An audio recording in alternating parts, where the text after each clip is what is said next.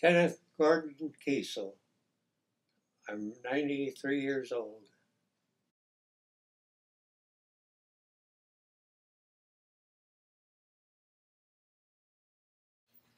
I'm a veteran of World War II.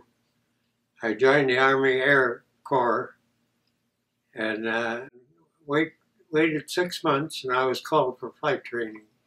And I ended up on the Air Transport Command of the U.S. Army.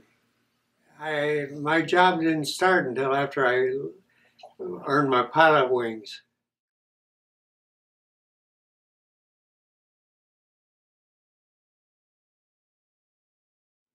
I served from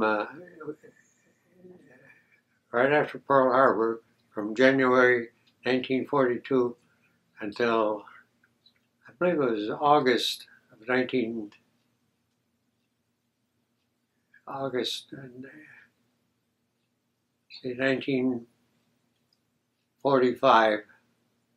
And I joined the Air National Guard in Michigan and served another 4 years after that.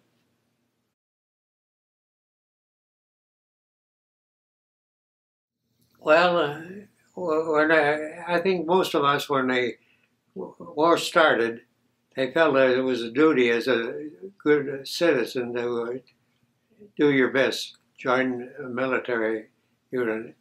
And that's what I did. And in the meantime, I had the offer of being a pilot if I signed up for flight school, which I did. And then my job then was flying planes for the Army Air Corps.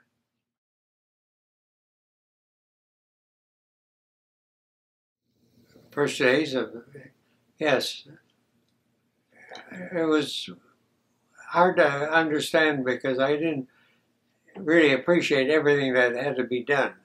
Like you were never loafing, never sitting around doing nothing.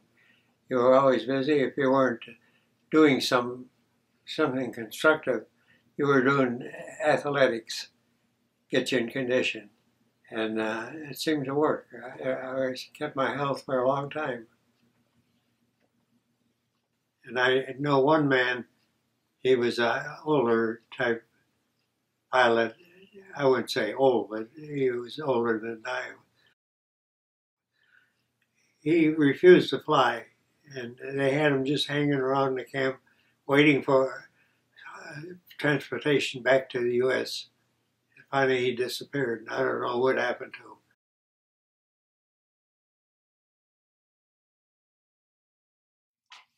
You needed the airplane, so it was filled with fuel, cargo, and they did what they could for us on the ground.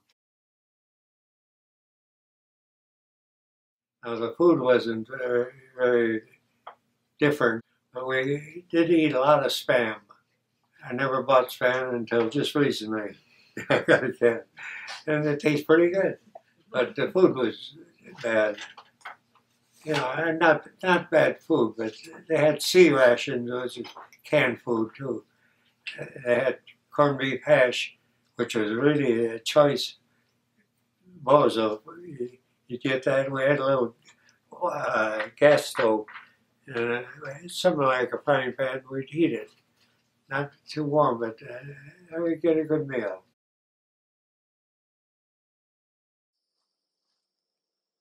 Whenever it ended, and it must have been a day or two after, not maybe even the same night I heard about it. But that doesn't. I say, well, I know I probably ended up at the VFW bar. My dad was a veteran of World War I, and I'm sure that he and I ended up at the local bar. So, happy time.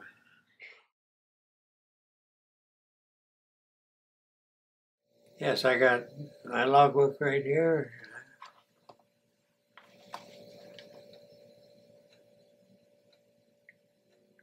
20,668 hours.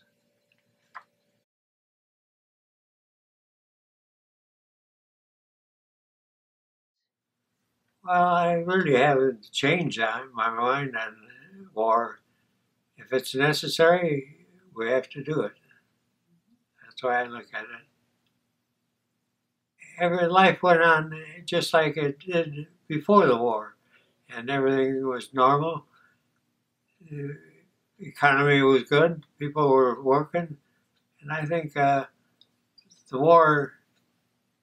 Some people think the war did us more good than bad because of depression and what was going on, but I never had the wrong idea on it.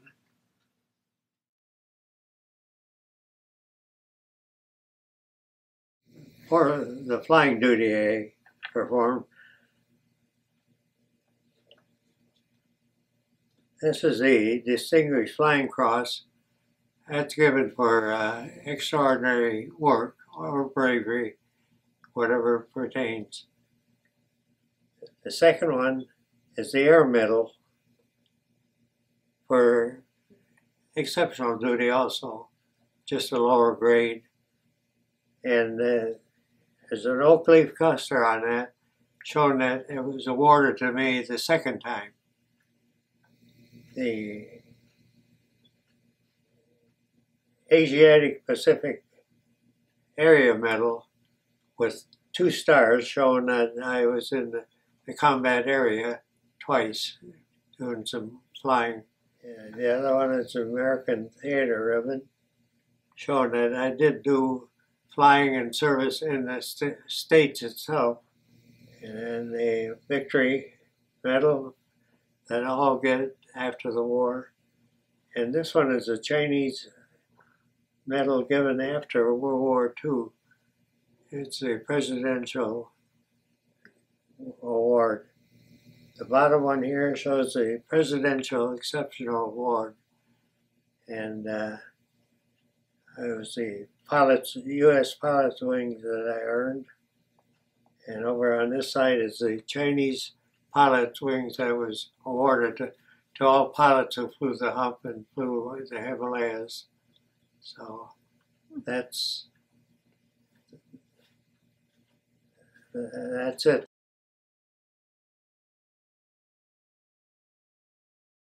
Well, the thing is, I've always been happy because I enjoy my work. And I think that has a lot to do with your life, your health, and it was for the good.